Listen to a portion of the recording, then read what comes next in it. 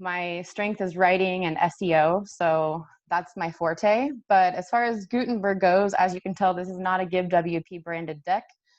This is something that I just like dabble with on my own.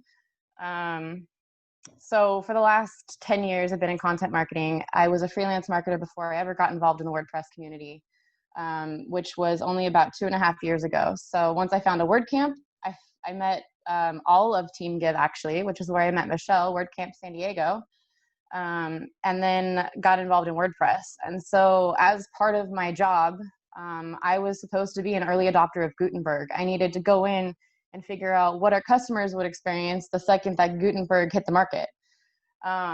So as a result, I've built, I want to say I've probably built like 7 websites with Gutenberg and thrown every single one of them away. One of them was a WooCommerce site, and it was custom and it was awesome, but the client didn't want to use Gutenberg. So I was like, all right, I'll just save this. And then I threw it away anyway. But I've built tons of things with Gutenberg. And so that's kind of how I landed on this talk, is experimenting with it. And it wasn't until I kind of stumbled upon certain functionalities of Gutenberg that I realized how powerful it was. So in the past, I used Google Slides for presentations. I thought it was all right. You could host it on Google and you could embed it in your website, but it felt clunky to me. It didn't feel like it looked okay.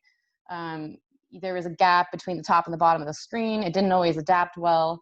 And sometimes it didn't work on mobile. It just kind of depended on your website. And then Matt Mullenweg came out to WordCamp US in 2019 with a Gutenberg slide deck, and I like fell in love.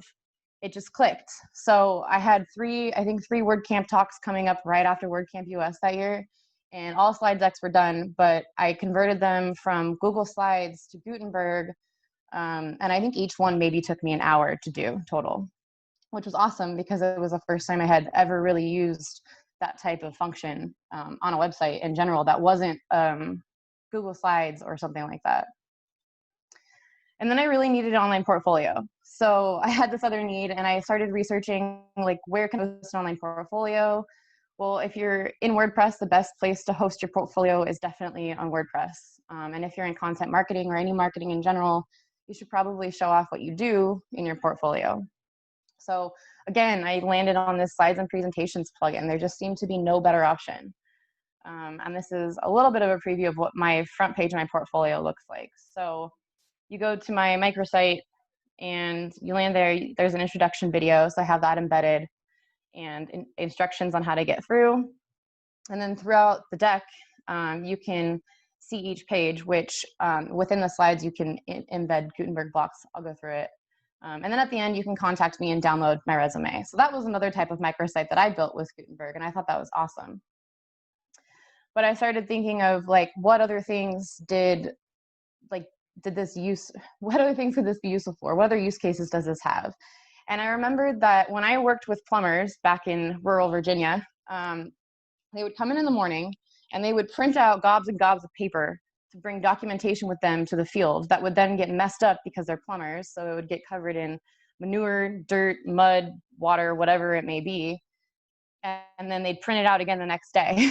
So it drove me insane. I was like, why wouldn't they just open a website? And the answer is because, like, they're in rural Virginia, they can't open a website.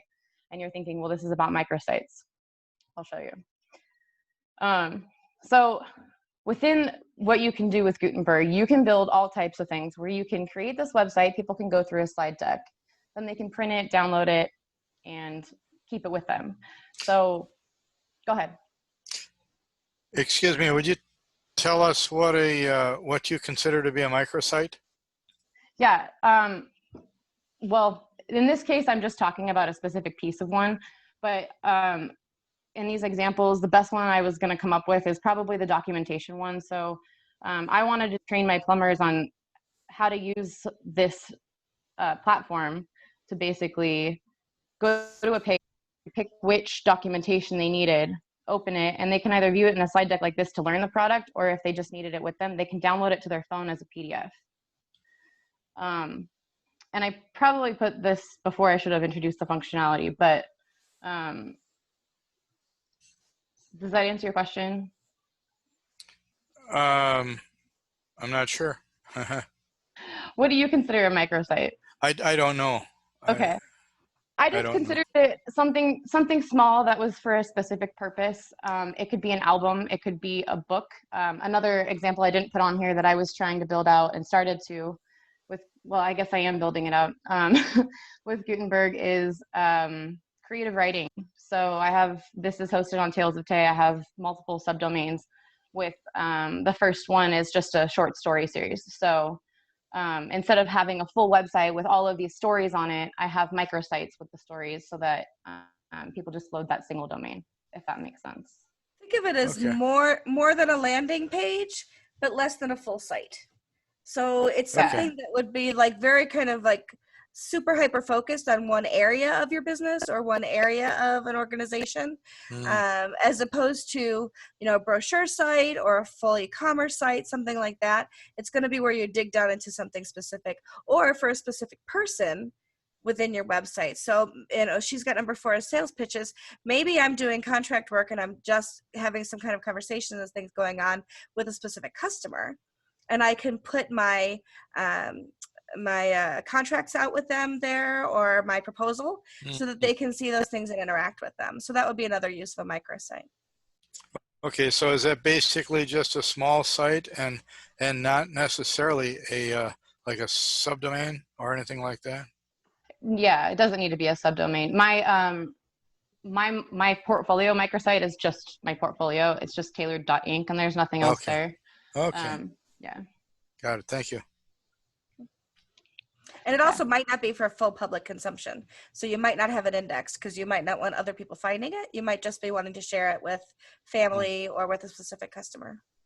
Right. Like number 1 here is albums and scrapbooks. And so I was thinking like with youth sports or with family, you might have minors there that you don't want those photos public on the internet, but you can share that link with your family and provide a password. You can then see that, that page or that site.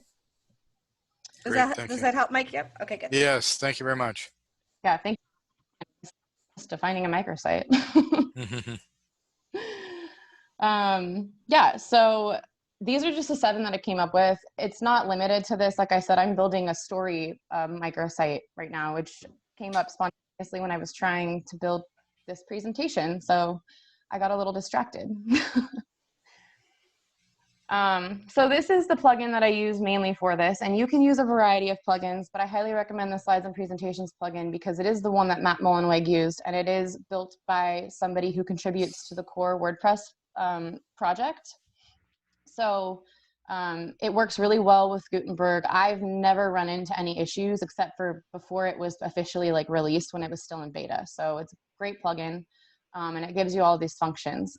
And what it does is it basically provides a custom post type called a presentation. And then it provides you also with a custom Gutenberg block that only works in that post type. So this is what the block looks like when you open it in that post type. And on the right-hand side, it has tons of settings, and I'll go through those right now. But basically, this is why I like it. It's super powerful, and you can customize in such a way that makes it more powerful than just a slide deck. Plus, you can put speaker notes and all kinds of things. So we do have a question. A question in the. No, I'm just going to keep interrupting you because that's what I do.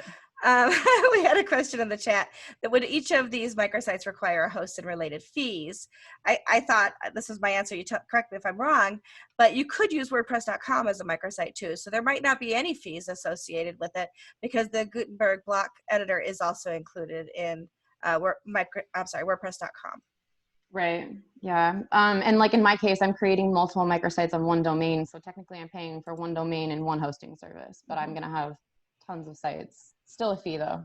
And what's the slide plugin called? Somebody is asking that. It's called Slides and Presentations, but when you find it in WordPress.org, its slug ends in slide without an S. And it's linked in here at the end, so I'll make sure that I pull that up for you. Thank you. Can I ask a quick question about that? Yeah. Okay, I went to the .org site and I see it, it looks pretty cool, but I noticed there's only 400 installations and it hasn't been updated in 9 months. So have you had an issue with support or ain't? I mean, I like the functionality that I see, but I was just curious. That's not very many installs.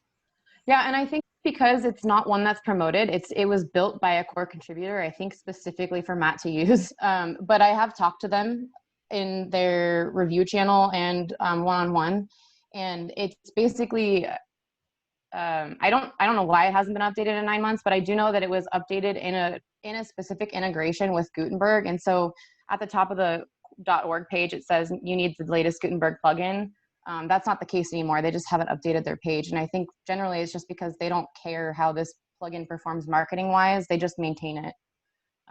But I've never run into a problem since. A quick follow-up, since it's a core WordPress core developer, any chance that's going to be showing up in Gutenberg 5.5 next month? Or no, it's not on the roadmap that I know of. But you can access the WordPress core roadmap anytime online. I have a feeling maybe next year it might end up in there, but as far as I know, no. All right, thank you. No problem. Cool, yeah. So a few of the settings to go through just to kind of give you a little bit of a rundown.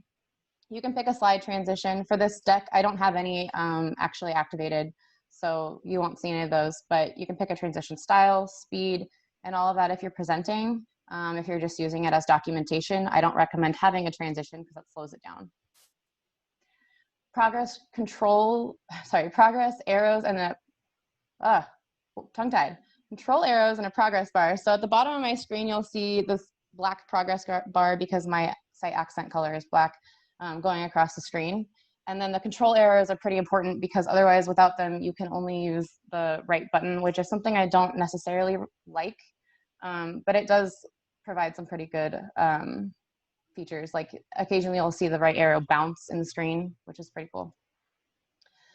The setup, you can control the way it looks on the screen, what dimensions you need it to be, the padding. And then the presentation cover image, which functions exactly like a featured image.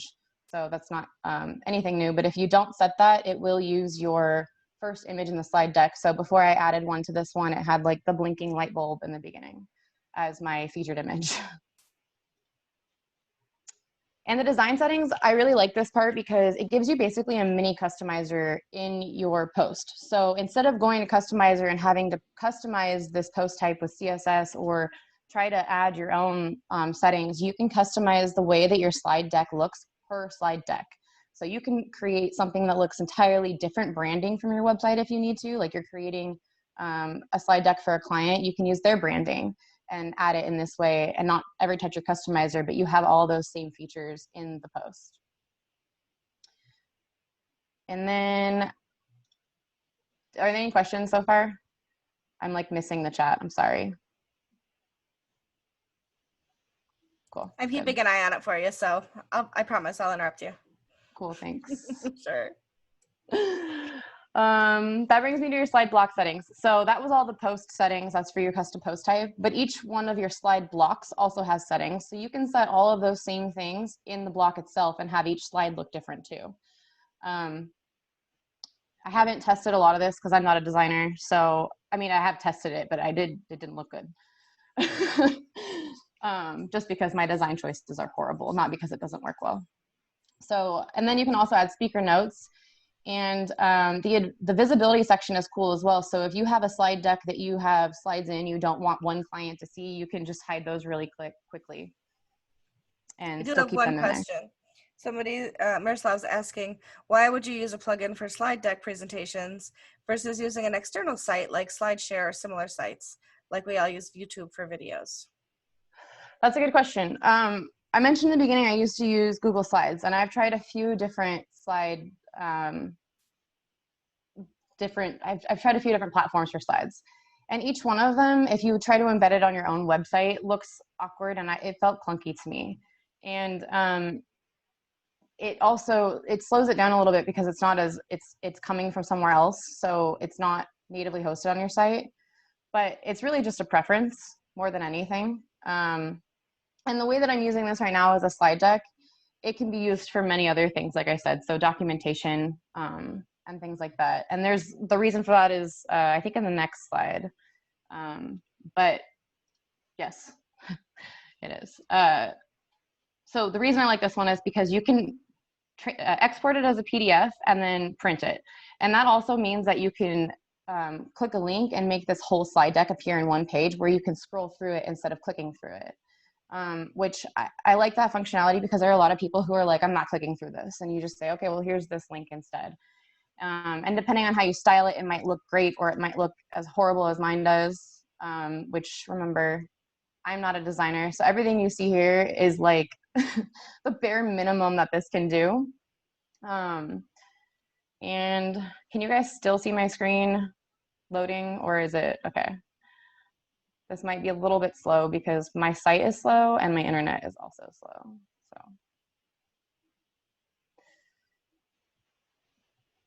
So when you do that, it opens in this way and it's the width of a paper so that you can print it. And if I had designed this better, there could be tons of more things between to make it look better. But then you just scroll through and it's a single page. The only thing that doesn't work in these because it is a PDF are links. So that functionality was never baked in. But it's pretty useful, like I said, for physical jobs like plumbers in the field or any other sort of job like that, installation for electronics. They can download the PDF to their phone so that no matter where they go, they know they have it. They don't need internet access to get to it. And they don't have to come in and print 17 trees worth of paper every morning to bring it with them.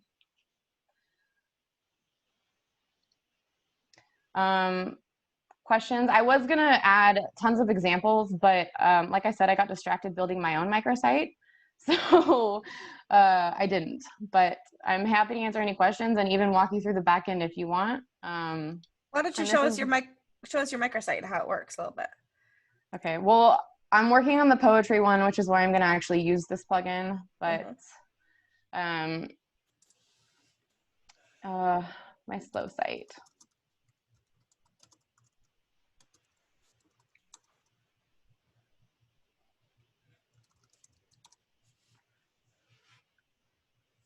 I started a little project called Tales of Tay, and I'm working on writing short stories and adding all of my poetry from over the years because I have tons of poetry, which got me nowhere because I posted it on a Tumblr instead of my own website. And so I'm going to use slides and presentations for my poetry site, I think. I haven't really fully decided, I'm pretty sure. But then Google came out with Google Stories. I got distracted. Microsite. The main site is just Tales of Tay. And then the other site, I probably shouldn't click on that. It's not safe for work. Yeah. Anyway, there's profanity in The Legend of California Man. If you're offended, don't read it. But this site is not, doesn't have any. So yeah, so there will be more of those, and each one of them is built with Gutenberg. This site is built with Gutenberg. It's very plain because I went with like a very minimalist feel, but I built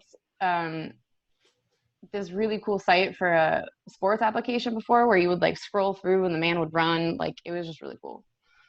So any questions about Gutenberg or microsites or the slides plugin or SEO? I know that too, but I did want to mention that this does work with Yoast. So if you want these pages to rank, they do, and it is one page. So every slide in it counts as content on the page. When it comes to things like Gutenberg, most plugins now, at least most plugins, any plugin that's being kept updated, are going to work with Gutenberg as well. So if you want to build, I mean, so there are at least 4 of us on this call right now that work at GiveWP, because I saw Amanda joined us too.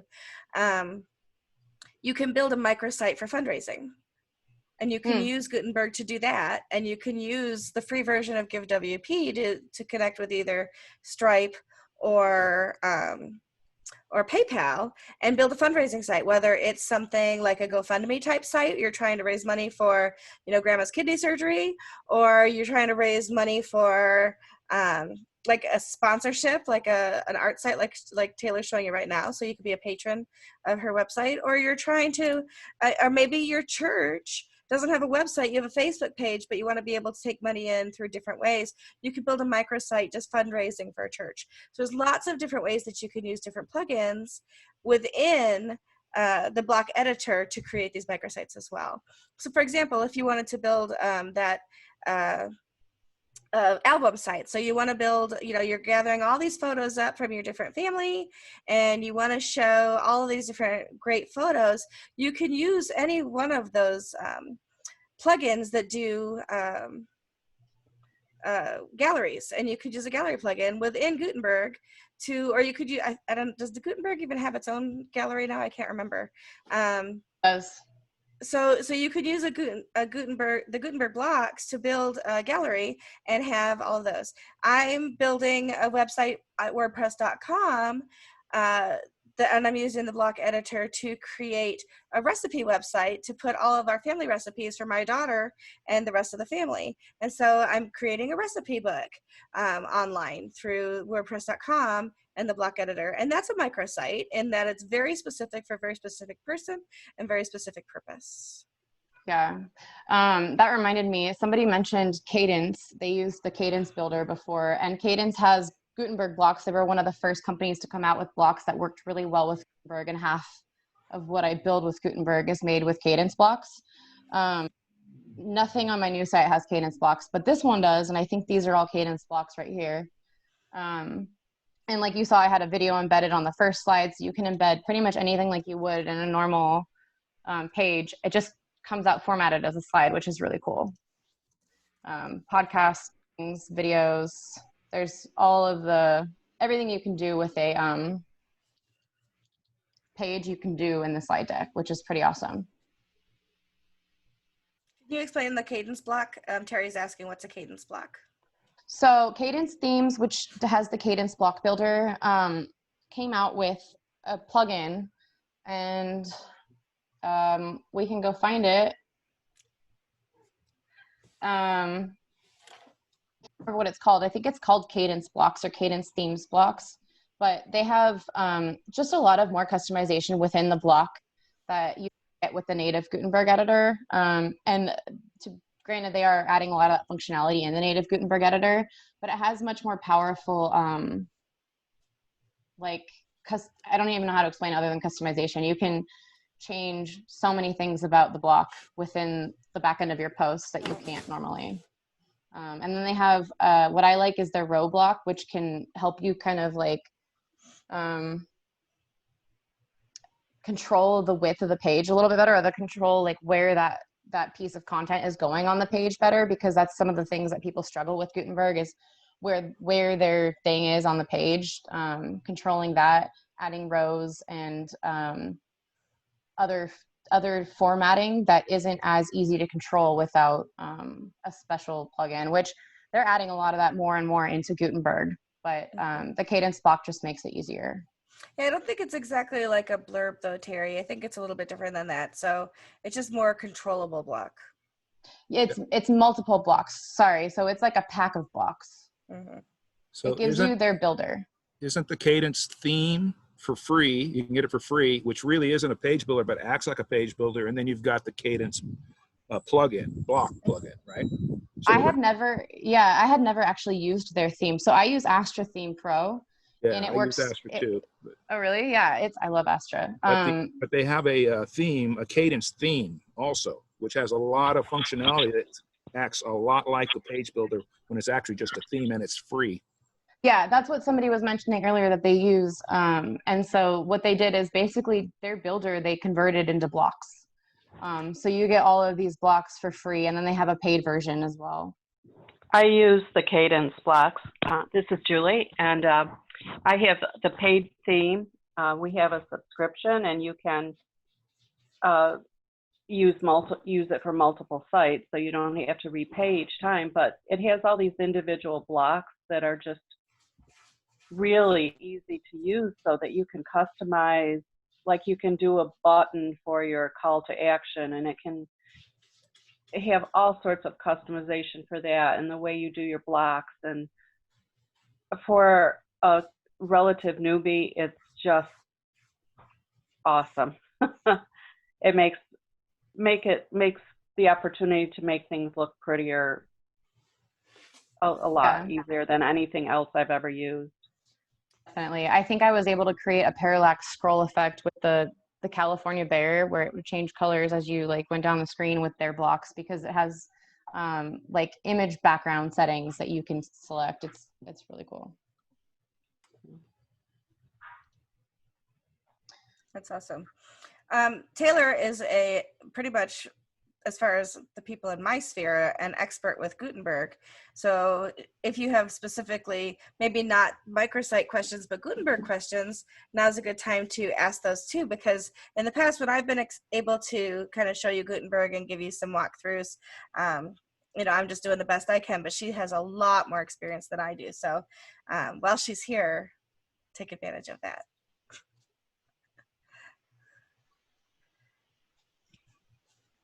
Or Nobody don't. likes Gutenberg. It's an unpopular opinion. I think it's gaining though, right? So when it first came out, people kind of like dug their heels in, and it was like, you know, you'll drag me there when I'm dead kind of thing. And over time, people are embracing it more and more. It's also has more and more features, more and more themes, and plugins have embraced it and are offering, you know, their contributions within it really help you build the site that you want as well. So when you want to use Gutenberg and yet the plugins that you need to use aren't compatible, then that was causing issues, but that's almost not the case at all anymore. So Yeah, that's true.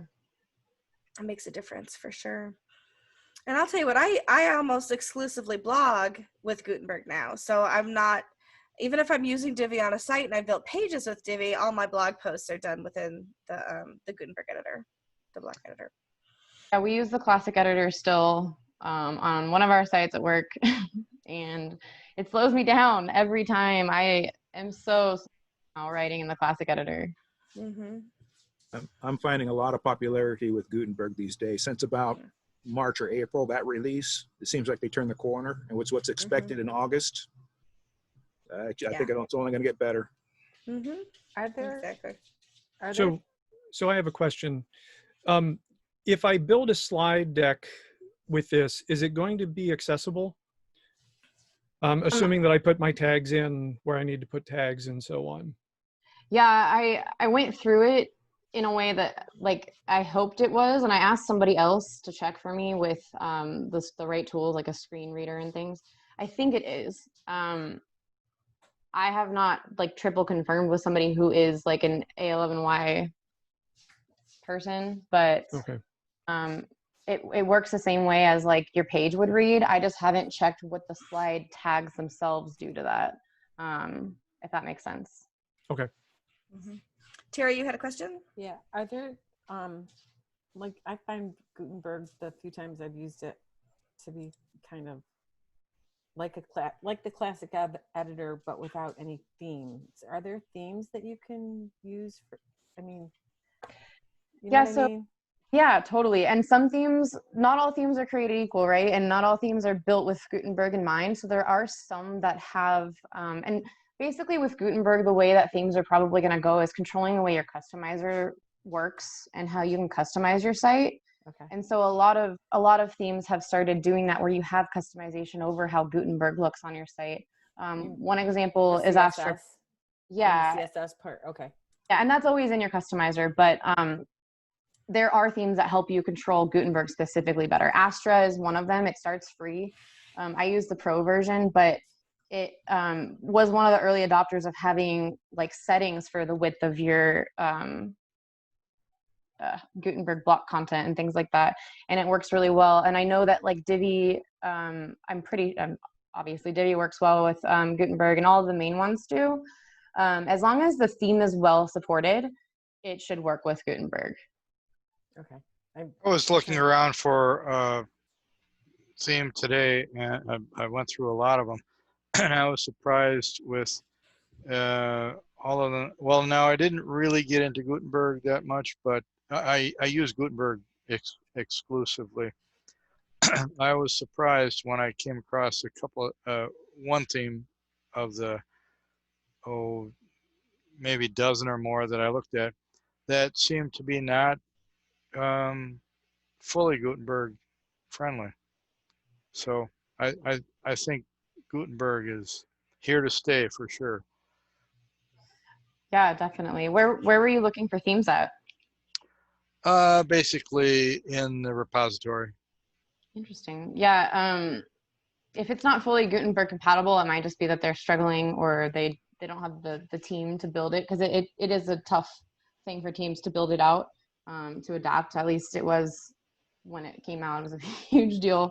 And it might just be that they didn't update, in a while, or they're waiting for a certain release of Gutenberg, or not of Gutenberg, but of WordPress to be fully compatible. Because I know that there are some companies who are just waiting for a specific function. So it depends. Yeah. I didn't like that theme anyway, so I'm fine. Well, good. Yeah. That's funny. Astra and Go, which are both free themes. You can pay for the Go is GoDaddy's. Most of the core program automatic people say they're pretty good lightweight themes for Gutenberg. I haven't used Go. I have used Astra though. I have a follow-up question, and I thought Trevor's question was pretty good about the accessibility. Now, you did say on that plugin, Slides and Presentations, that it was Yoast enabled, right? Mm-hmm. So your images and you do your alt descriptions, that should make it come up on any accessibility review. It should, or I mean, Yeah. To follow up on his question, I think he kind of answered it, but it made me think, well, if it's got Yoast and you can do your alt descriptions for all your images and your slides, Yeah. wouldn't that pretty much get you to the accessibility? Essentially, my only hang up was how the getting from one slide to another worked, and whether or not the break between slides messed up a screen reader. But I don't think it does, because of the way Yoast works. Like you're right. And then I did have somebody look at it that has a screen reader. So are the slide transitions just like going to a new page, essentially? So it's just a link. It's the link to the next. Is it treating the slides as pages? It's treating them as anchor tags. So it's okay. So it's all one page.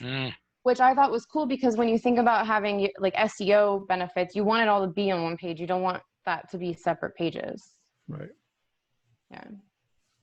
What's the performance like though with it? I have not tried to rank a presentation, but I have seen like 3 or 4 of mine pop up randomly on Google. So. Mm-hmm. And you can embed video as well as images in the slides? Yeah. And I think I might still have it up, but yeah, it works really well, and you can change the sizing and all of that as well. Yeah. That's pretty cool.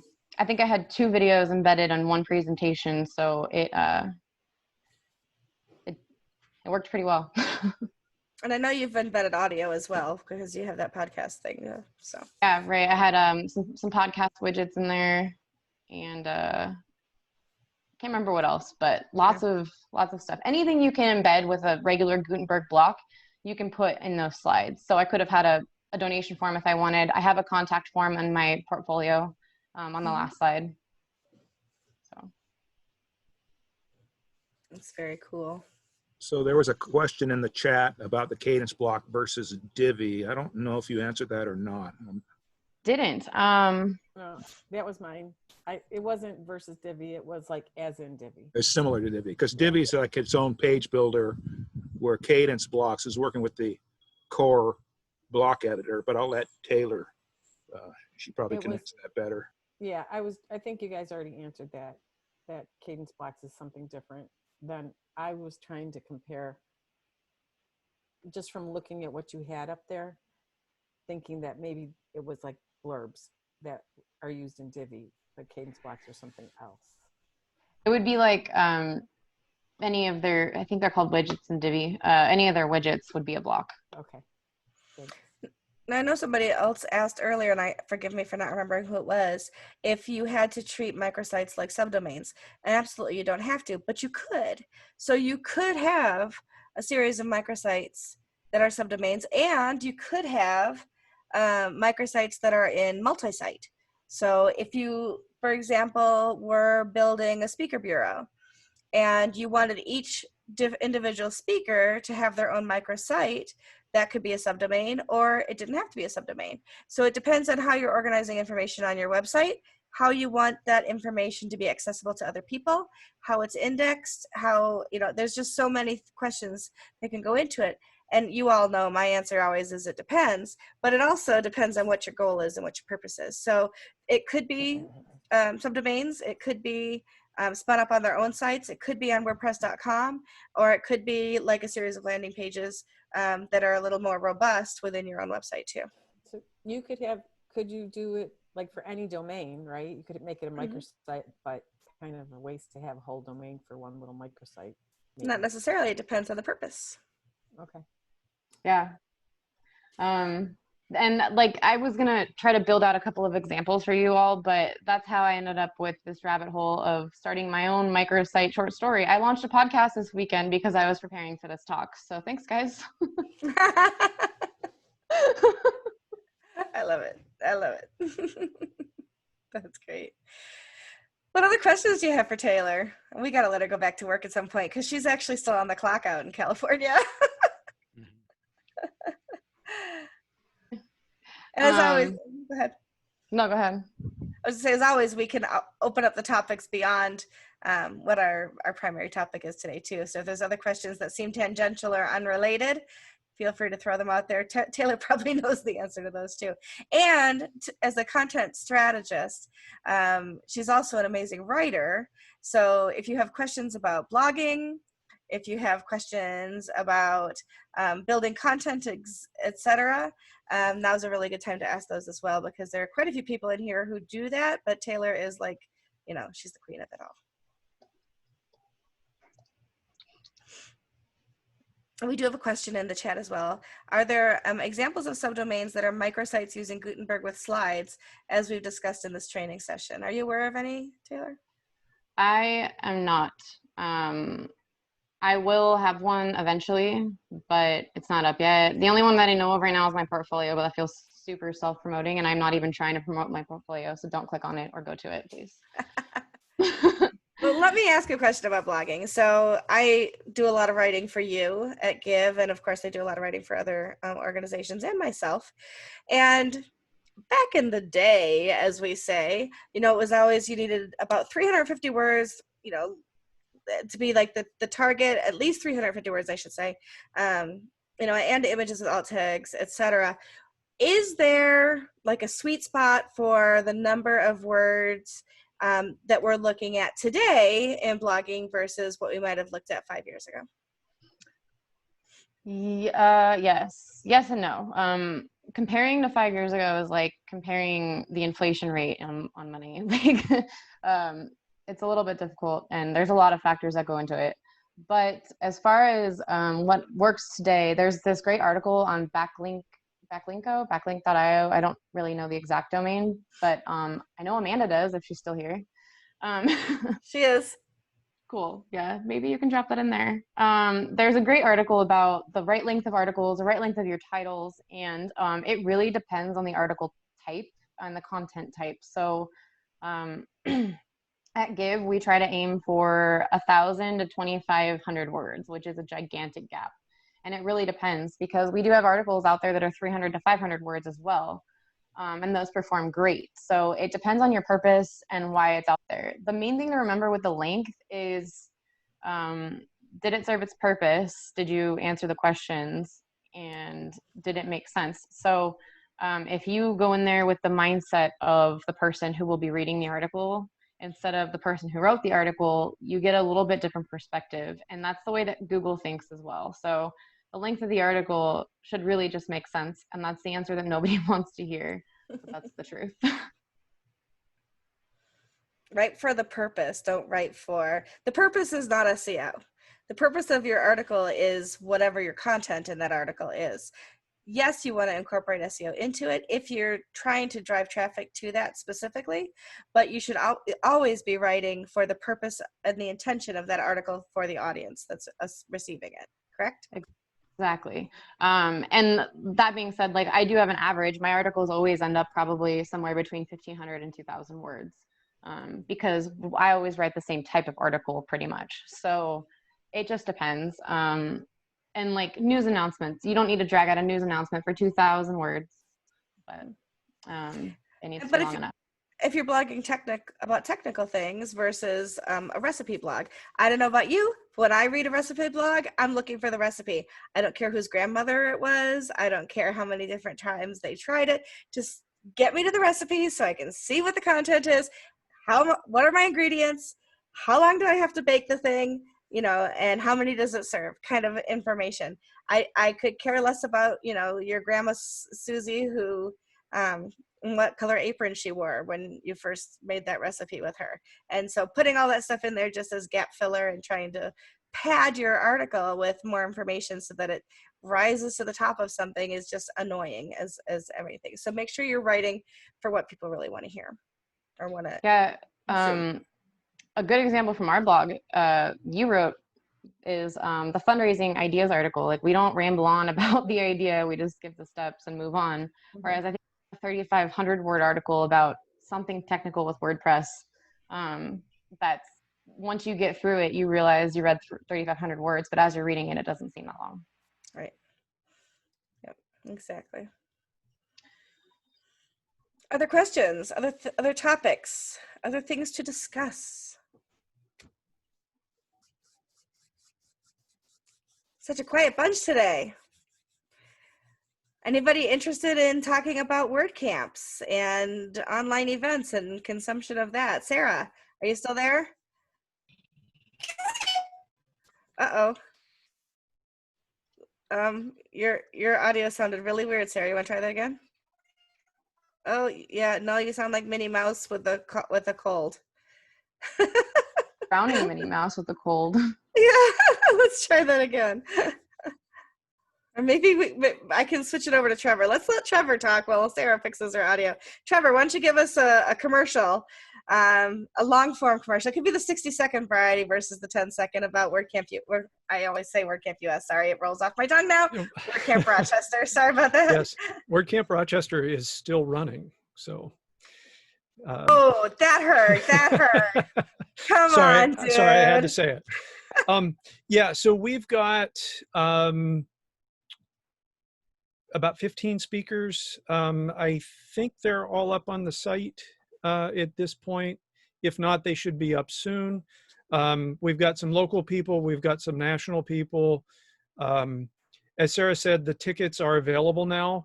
You don't have to have a ticket necessarily, but it does help us keep count and justify the expenses that we have for it. Most of the expenses are being paid further up the chain than us, but when we have ticket sales, ticket signups, it helps us get a good count for things. Sarah, are you back in? Can you hear me any better? Yes. Yes. You sound normal now. I tried to go without my headphones. I've been wearing them too long today, but I guess I have to. Another few minutes. Yeah. Well, I just want to throw in too, we have international speakers too. Oh, yes, we do. At least from Canada. Maybe others too. There you go. That always. Yeah, we also, ticket sales are open. We're also looking for more sponsors too. And we're excited to have our first ever virtual WordCamp. And I see, just looking now, you got the schedule out already. So that's awesome too. Yep. Schedule is out. All the speakers are confirmed. So you can take a peek at who you can listen to. Yes, so we have 2 tracks plus a happiness bar. And people will be either presenting live, as in, just like we're doing now with all the stutters and so on, or they might be recording their talks ahead of time, but then sitting in the chat, able to answer questions kind of on the fly within the chat. So, and everything will eventually be up online as well, but you should be watching it live as you go. Having been to a few virtual ones myself so far, don't try to watch both streams at the same time.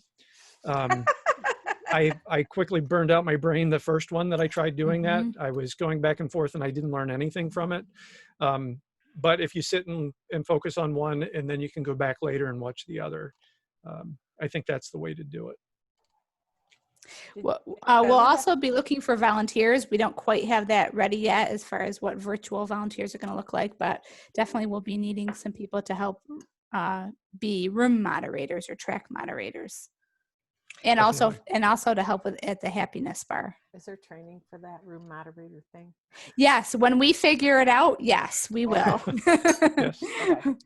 We're fortunate to not be the first virtual WordCamp, so we've got some other groups that are giving some advice. Typed in with one hand WordCamp, as a search, and it came up as location is St. John Fisher. Did you have to put in a location? That may be something that we haven't yet updated. The website says it's online, so I just double checked Okay. that too. So there is also still a call for sponsors too. So there's micro sponsorships available.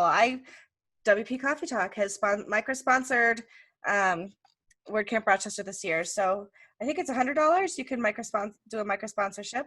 If you are interested as a company in doing a bigger sponsorship, you are absolutely more than welcome to do that as well. And sponsorships definitely help take some of the sting out of the cost of an event like this. Believe it or not, it costs more to put on an an online event than it does to do an in-person event, even though there's no food and you have to make your own coffee. The production crew that goes behind this is actually not an inexpensive endeavor. So if you are willing to step up and do a micro sponsorship, you are more than appreciated. And part of that, a lot of that production cost is captioning, is live captioning, and that's really exciting to me that it's we have the tools and the means to make this accessible. Mm-hmm. Absolutely. And I'll tell you, one of the things that WordCamps traditionally have struggled with is, we get all these recorders, video recorders. I can't think of words today. Video recorders. And then we struggle with the quality of the video. More than often, it's the quality of the sound, or the sound doesn't record at all. And so if you go to WordPress TV and you kind of look through some of those, it's very difficult. I've given over 40 WordPress talks, and only about 7 or 8 of them actually show up in WordPress TV, and that's because the video and audio is often not usable. But with the online being done by the production company, those are, first of all, they're processed very quickly and they're put up on WordPress TV usually within a few weeks. My WordCamp Denver talk is one of the best ones I have on WordPress TV because it's been recorded online.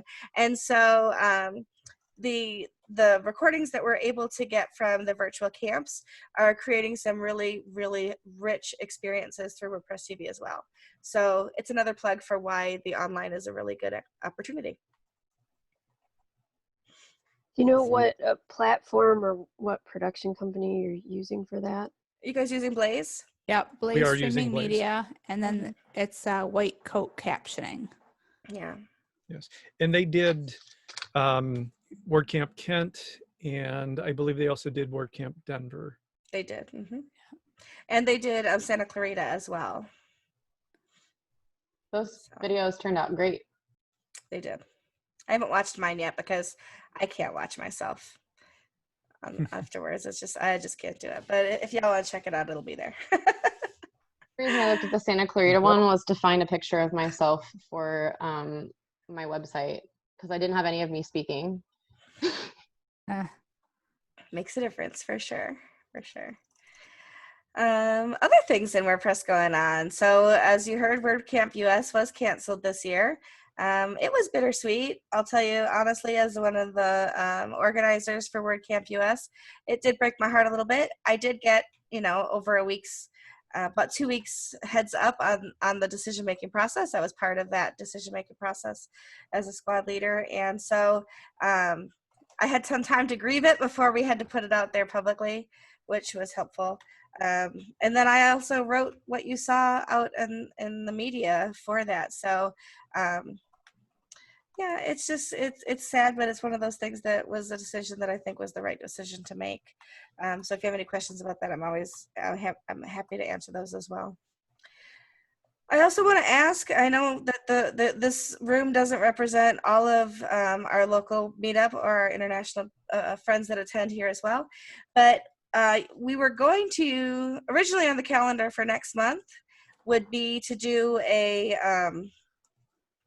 feedback day. So people would be able to show their websites and get some feedback.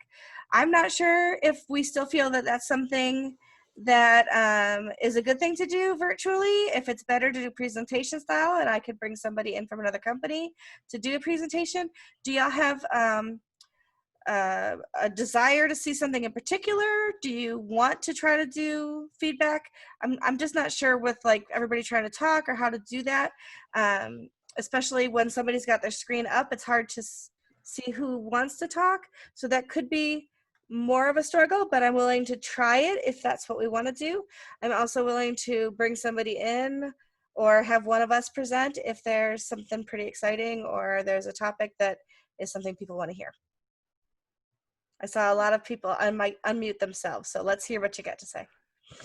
I'm not sure it might be that different from a presentation if you're presenting a website. I mean, I haven't seen it. Maybe it's in a different software. Where's the raise your hand thing? It is here. It's just the under reactions. Oh, okay. If you go under your participation, Yeah. if you pull that up, I there's got a it. raise hand. Yeah, there's a thumbs up and a clap. That's all I see. Okay. Right. Yeah. But exactly. You'd have to also find out if you could have somebody be kind of the moderator and saying, okay, so-and-so, you're next. Yeah. And I So, think you might have to be a little more organized that way. I don't see how presenting a website would be that different from. Well, it depends. The way I'm envisioning is that when we present them in a room, you can see people like raising their hands a little bit easier than when you're presenting online. You can't see the whole room at once. Yeah. So I'm just not sure. I don't want to do, I mean, I'm happy to try to make it work. I just don't know if there's other things that we'd rather see first. We could also always do those asynchronously through the Facebook group and get feedback that way too. So, I'm open to suggestions and topics, or if everybody feels like we want to do an evaluation night, we can do that. I also don't know if we have people who are who have sites they want to put up there for that either. So, Michelle, I think go ahead. I just said I'm open to anything. Okay. I think if we have a good moderator, somebody who can watch the chat and people put their questions into the chat, I think that would help. Mm-hmm. If somebody wants to put up a site for review. At this point, I can't, I don't know if I'll be available for the next meeting or not. Mm-hmm. My schedule's still up in the air, but I'd be interested in showing one or two and looking what other people have as well. Mm-hmm. And we could probably do a couple.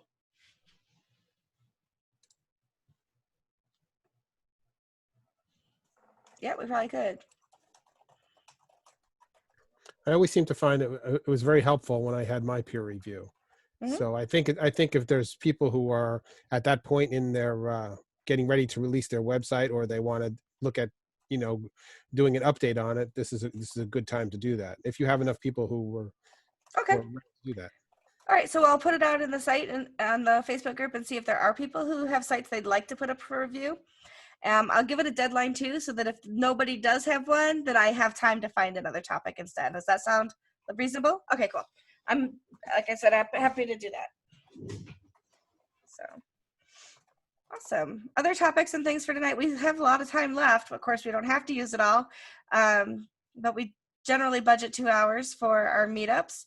And I want to just kind of leave the floor open to other questions and topics and things that you might have for discussion. I mean, I could just keep talking because I have that possibility. Michelle? Yes. You mentioned the bad quality of the what's it called, the WordCamps at WordTV videos. You want to know the real reason? Sure, tell me. Okay, this works from WordCamp Toronto. I don't know how other WordCamps do it. The WordPress Foundation automatic whatever sent us 3 cameras. The microphone is right on the camera. You set up a lapel mic here. I work in media, and the camera was like 3 million miles that away when the presenter is here.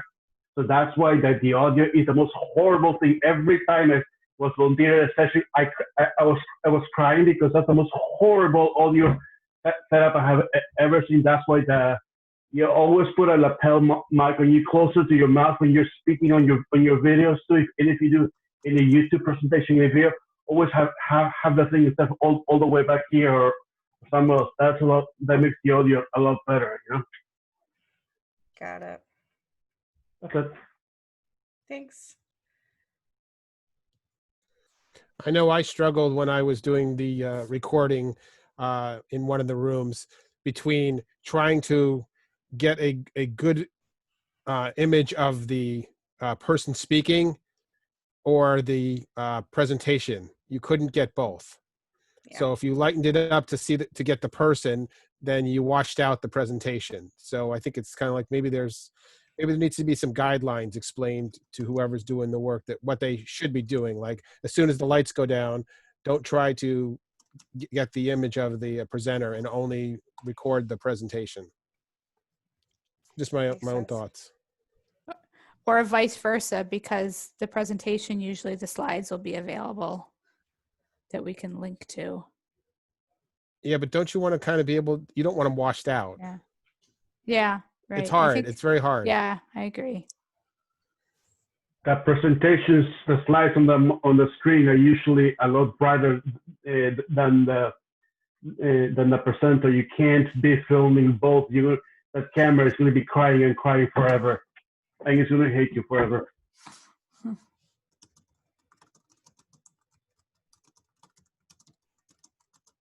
Yeah. It's always been a struggle, and sometimes the equipment is just old and tired. Depends on the camp and what you had sent to you for sure. So Michelle, are you still here? There you are. Me? I see you. Yeah, although the windows rearrange themselves a lot, and I'm like, wait, I saw she was there a second ago. I know you can't give us a lot of information about your new project, but is it something that you'd like 5 or 10 minutes at the next session to kind of show us once it's been launched? Sure. Okay. Yeah. Well, we plan on that too. You guys open to hearing about Michelle's new project next month? Awesome. I'd love to learn more about it. Great, thanks. I'd love to learn anything about it. I know it's gravity related, and that's all I know. So cool. All right. Well, we'll plan to give you a little bit of time next month too, to share what you've been working on. That's awesome. Well, everybody, I mean, if there's nothing more to discuss, we don't just have to sit here and stare at each other. We can all just have an earlier night. But since we're all here, I'm also happy to kind of throw anything out there. How did you? Okay, I have the most important question ever. When you go to WordCamp, and you have 2 tracks and you have a conflict, Michelle versus Terry. Let's say you're both speaking.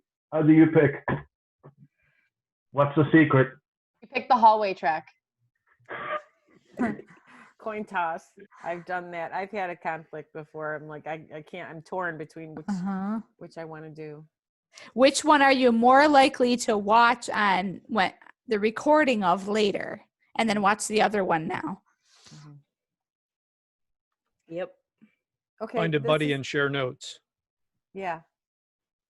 This is totally non-WordPress, but Okay. Miroslav, I have to ask you, I have a next door neighbor, and her name is Miroslava.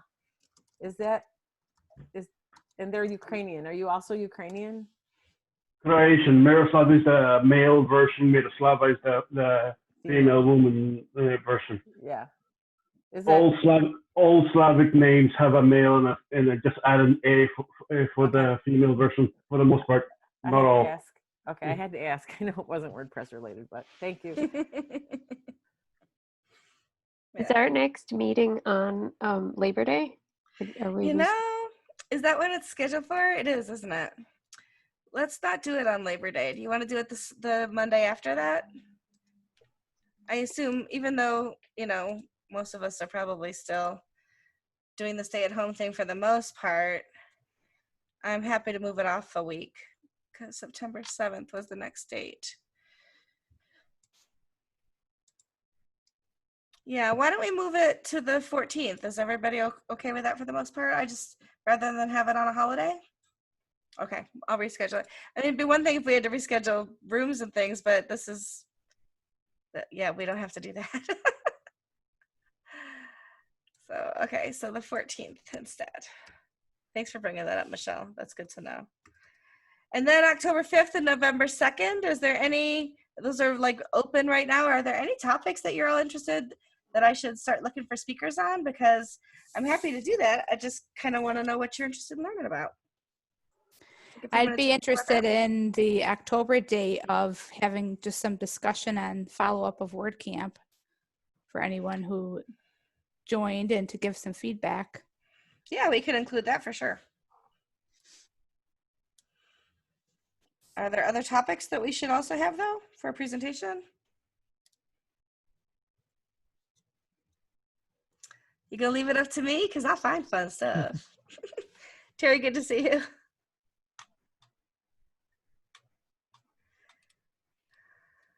All right. I get to pick. I love it. I'll reach out to some companies and see what we can find for presentations that day. For Michelle, sure. have you done a survey recently of topics? Or was I've done one this year Facebook? already. Yeah, I did one earlier this year. Okay. Yep. That's what was on the calendar so far, was things that came out of that survey and other conversations in different meetups that we've had too. Yeah, I'm connected with people at a bunch of different companies that WordPress companies that I could tap into. I know people at Yoast. I know people at almost any hosting company, other plugins. And so I could reach out in almost any direction if you're looking for inputs at different things like that. So even if you don't want to say now, if you want to, message me later or ask things later, I'm happy to kind of look into those different things. We could do another, forms. If Michelle's especially going to be doing her gravity project, maybe we could the next month look at some of the ways that you can do different things with different forms. So for example, contact form 7, you can't do a whole lot of stuff with, but gravity forms you can build conditional logic in, Caldera forms you can build conditional logic in, and you can go a lot of different routes with that and build some pretty amazing stuff. The other person that I do have a lot of contact with, and I bet I could get in here too, is Chris Badgett from Lifter LMS might be able to come in and do a session on learning management systems. So if that's something that people are interested in, having somebody who works with, as the CEO of one of the learning management system companies, I bet I could. Trevor's giving me the thumbs up. Yeah, I actually just got there. He sent me a mug. I just got a mug for Lifter LMS in the mail the other day. So do you want me to see if I can bring him in October too, so we can do like a post WordCamp wrap up and see if he's available for that? So when we did, when I went to one for Kent for a follow-up, and we talked pretty much the whole time just about the WordCamp. So I don't know if it would be better for November for that. Okay.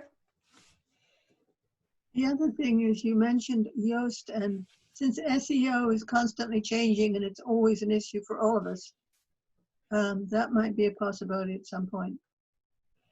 Okay, I'll see what I can find. The hardest part with Yoast is that they're all for the most part over in the Netherlands. And so if we're meeting at 6:30, it's like 11:30, 12:30 their time. Yep. But I can see if I can find somebody. Yes, ma'am? I know somebody who wrote an SEO ebook for Yoast, or with Yoast. I know, but I can't ask you to do a million different presentations. Taylor is the SEO expert, and so is Amanda, who is right here in Rochester too. So we could also build that into a future session. So awesome. All right, well, I'll start working on some connections, see what we can do, and sounds good. Trevor, when you did the follow-up from WordCamp Kent, was it their regular meetup? It was so they did a couple. They did the regular meetup as a meeting, and then they had a few meetings that were for people who are interested in hosting later WordCamps. So it went into more of the details of behind the scenes. The one that we did the day or two after, I guess it was a week after, was more, what did people think? What could we do better? Those types of things. And it turned into a pretty good conversation about, about things. Okay, cool. And it was also an opportunity because they invited everybody that was at the WordCamp. So, you know, there were probably 20 or 30 people there. Okay, cool. Which, you know, again, brought more people into to their ecosystem. All right. Yeah, we can plan on that then for October, and then November. I'll see if Chris is available to come in and talk about learning management systems. Of course, ours might be so perfect that there's no complaints and everybody just says, yes, that was wonderful. Yes, that was wonderful. That's always the risk, is we decide we're not going to have another topic, and then 10 minutes in, we're like, all right, have a good night, everybody. Right. Awesome. Cool. All right. Well, I'm not going to just keep, you know, pulling more stuff out of you guys unless you have something else to say. I'm going to call it a night. Don't all talk at once. Okay. I'm going to stop the recording. Thank